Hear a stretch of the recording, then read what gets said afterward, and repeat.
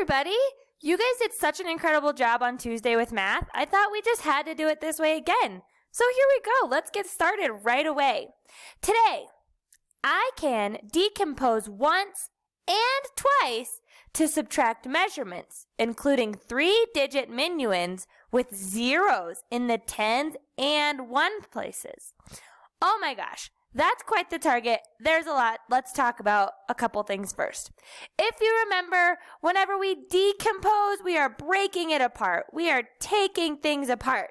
If we compose, we put it together. But today, we are taking apart. Okay? So we are going to take apart once and twice to subtract. Everybody, show me a subtraction sign with your arm. Good job. It's just this. It's just the one line. Subtracting, which means take away. We're breaking apart. Okay? Today we're going to be going up to 3 digits. In the question below, I'm going to ask you to give me an example of a 3-digit number. So be ready. All right. Now there's this word right here.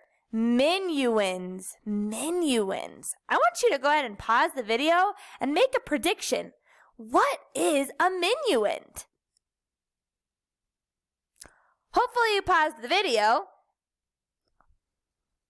and are ready to hear what a minuend is. Okay, now I've got a couple things here I want to show you. If I can get, there we go. All right, in an addition problem has an addend, and a sum.